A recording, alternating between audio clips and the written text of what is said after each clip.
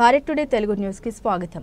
Bharatiya Janata party Munugode మండల శాఖ ఆధ్వర్యంలో నిరసన కొవ్వొత్తుల ర్యాలీతో పాటు పాకిస్తాన్ జెండాను తగలబెట్టిన బీజేపీ నాయకులు అనంతరం నాయకులు మాట్లాడారు. నిన్న జమ్మూ కాశ్మీర్లో పహల్గాం పాకిస్తాన్ ఉగ్రముఖ జరిపిన కాల్పుల్లో 28 మంది పర్యాటకులు సామాన్య ప్రజలు చనిపోయారు.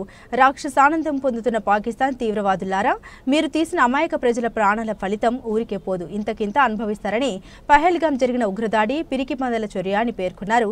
కాల్పుల్లో గాయపడ్డ వారు తొందరగా కోలుకోవాలని, మరణించిన వారికి ఆత్మలకు శాంతి చేకూరాలని ఆ దేవుని ప్రార్థిస్తూ ఈ రోజు మునుగోడులో భారతీయ జనతా పార్టీ ఆధ్వర్యంలో అమరులైన వారికి అశ్రు నివాళి అర్పిస్తూ కొవ్వొత్తి ప్రదర్శన నిర్వహించారు. ఈ కార్యక్రమంలో భారతీయ జనతా పార్టీ నాయకులు పాల్గొన్నారు.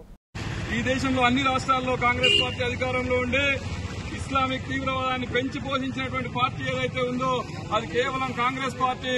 దానికి అనుబంధ పార్టీ కమ్యూనిస్టు పార్టీలు తప్ప ఇంకే పార్టీలు కావు.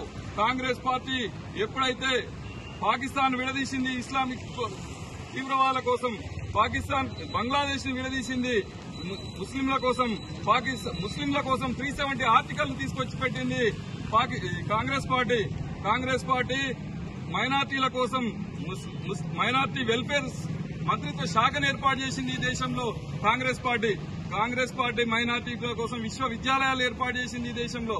కాంగ్రెస్ పార్టీ ఎన్నో రకాలుగా ఇస్లామిక్ తీవ్రవాదాన్ని పెంచి పోషిస్తూ వచ్చింది తప్ప ఏ రోజు కూడా ఈ రోజు వరకు కాంగ్రెస్ పార్టీ ఇస్లామిక్ తీవ్రవాదులకు వ్యతిరేకంగా మాట్లాడలేదు.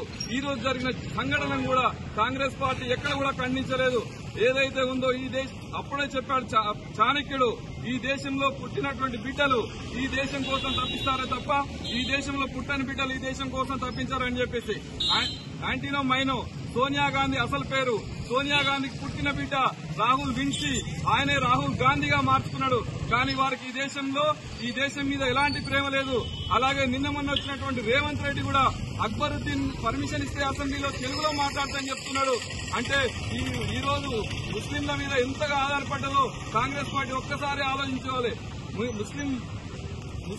ముస్లింస్ కోసం ఈ కాంగ్రెస్ పార్టీ ఎంతకైనా దిగజారుతుంది.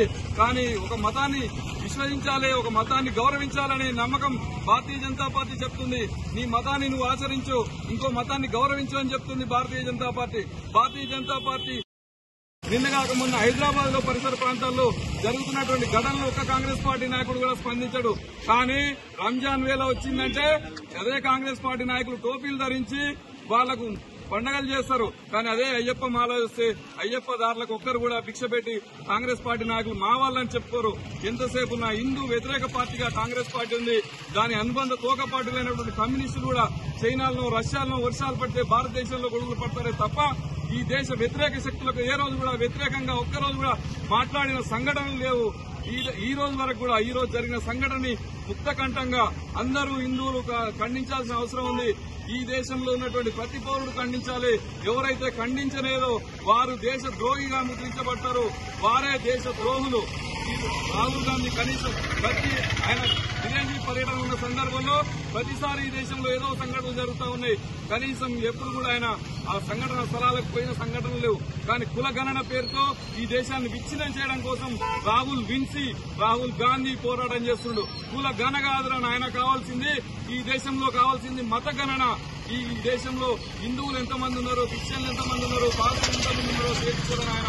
మీకు బర్మా నుంచి వస్తున్నటువంటి ముస్లిం తీవ్రవాదులు, బంగ్లాదేశ్ నుంచి వస్తున్నటువంటి ముస్లిం తీవ్రవాదులు, పాకిస్తాన్ నుంచి వస్తున్నటువంటి ముస్లిం తీవ్రవాదులు ఈ దేశాన్ని విచ్ఛిన్నం చేస్తా ఉంటే నువ్వు విదేశీ పర్యటనలు చేస్తా ఉన్నావు.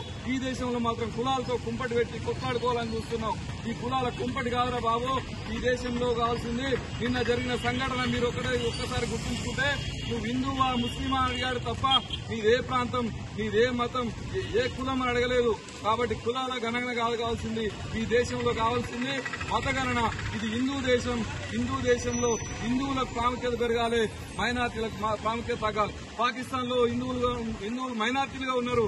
అక్కడ మైనార్టీలుగా ఉన్నటువంటి హిందువులకు ఎవరికి కూడా ఇక్కడ పొందుతున్నటువంటి లబ్ధి పాకిస్తాన్ లో లేదు. ఇక్కడ బంగ్లాదేశ్ లో ఉన్నటువంటి హిందువులు అక్కడ మైనార్టీలుగా ఉన్నారు. అక్కడ కూడా మైనార్టీలకు ఎలాంటి చట్టాలు అమలు లేవు. కానీ భారతదేశంలో అతిపెద్ద ప్రజాస్వామ్య దేశంలో మైనార్టీలకు కూడా మనం చట్టాలు ఇచ్చాం, మైనార్టీలకు కూడా సంక్షేమ పథకాలు ఇచ్చాం. కానీ అవి వాళ్ళు మనం ఈ భారతీయ ముస్లింలు గాని భారతీయ సాంప్రదాయాన్ని పాటించే వ్యక్తుల్ని మనం ఎవరిని చేస్తున్నాం. కానీ రోహింగ్యా ముస్లింల పేరుతో ఇక్కడికి వచ్చి ఆశ్రయం తీసుకుని ఇక్కడికి ఉన్నటువంటి రాజకీయ నాయకుల ప్రోద్బల్యంతో వారు ఈ దేశంలో ఉన్నటువంటి పౌరుల్ని నిన్న జరిగిన సంఘటన టూరిస్టులు వారు కాశ్మీర్ లోయ ప్రాంతాలను చూడడానికి వెళ్లినటువంటి టూరిస్టుల్ని అమాయకుల్ని పట్టుకొని చంపడం జరిగింది. ఒక్క నాయకుడు కూడా సంఘటనా స్థలికి పోలేదు ఈ రోజు వరకు కూడా. అంటే మనం ఒక్కసారి ఆలోచించుకోవచ్చు, కాంగ్రెస్ దమన నీతి హిందువులపై ఎలాంటి ఉందో. కాంగ్రెస్ అన్నంత కాలం ఈ దేశంలో హిందువులకు న్యాయం జరగదు. హిందువులకు న్యాయం జరగాలంటే భారతీయ జనతా పార్టీ ఉండాలి, దానికి సంబంధించిన సంఘాలు మాత్రమే ఉండాలి. భారతీయ జనతా పార్టీ ఎప్పుడైనా అన్ని సర్వమత సమ్మేళనం కోసం పోరాటం చేసింది. కానీ కాంగ్రెస్ పార్టీ లాగా పశ్చిమ బెంగాల్లో జరుగుతా ఉంది దాడి, దాని ఒక్కరోజు కూడా మాట్లాడాడు. ఆయన కూటమిలో ఉన్నటువంటి భాగస్వామి ముఖ్యమంత్రిగా ఉంది, ఆమె మాట్లాడదు. కానీ ఇక్కడ మాత్రం కులగణన పేరుతోటి దేశాన్ని రాష్ట్రాన్ని విచ్ఛిన్నం చేయాలని చెప్పేసి చూస్తున్నారు. రేవంత్ రెడ్డి కూడా నిస్సహాయ స్థితిలో అక్బరుద్దీన్ పర్మిషన్ ఇస్తే అసెంబ్లీలో తెలుగులో మాట్లాడటానికి పర్మిషన్ అడుగుకునే దుస్థితికి ఈ రాష్ట్ర ముఖ్యమంత్రి ఉన్నాడంటే మనం ఏ రాష్ట్రంలో ఉన్నాం, ఎక్కడ మనం ఉన్నాం, ఏం జరుగుతుంది ఈ దేశంలో, హిందువులకు రక్షణ జరుగుతుందా లేదా ఒక్కసారి ఆలోచించాలి. ఓ హిందువా మేలుకో, నీ జాగృతమై నీ సమాజాన్ని కాపాడుకో. తప్ప ఈ రోజు పశ్చిమ బెంగాల్లో జరిగింది, కాశ్మీర్లో జరిగింది అంటే రేపు నల్లగొండకు వస్తుంది, మునుగోడుకు వస్తుంది, నీ ఇంటికి వస్తుంది. ఆ రోజు నిన్ను కాపాడడానికి భారతీయ జనతా పార్టీ కార్యకర్తలు, వివిధ క్షేత్రాల కార్యకర్తలు తప్ప నీకు మళ్లీ ఏ కమ్యూనిస్ట్ కాంగ్రెస్ నాయకుడు నీ ఇంటికి రాడు. కమ్యూనిస్ట్ కాంగ్రెస్ నాయకుల ఇళ్లలో కూడా జరిగితే కూడా మళ్ళా భారతీయ జనతా పార్టీ నాయకులు రావాల్సిందే. కర్ణాటకలో ఒక ముస్లిం ఎమ్మెల్యే కూతుర్ని తీసుకుపోయి చంపితే కూడా దిక్కులేని పరిస్థితి. కానీ భారతీయ జనతా పార్టీ నాయకులు మాత్రమే అక్కడికి పోవడం జరిగింది. అంటే ఈ దేశానికి రక్ష ఎవరైతే ఉన్నారో అది భారతీయ జనతా పార్టీ కార్యకర్తలు మాత్రమే. ఒక్కసారి ఆలోచించండి, హిందువులారా మేల్కొనండి, జాగృతం కాండి. ఓట్లు కాంగ్రెస్ పార్టీకి కమ్యూనిస్టులకు వేసి భారతీయ జనతా పార్టీని అడిగితే మేమేం చేయలేము. కాబట్టి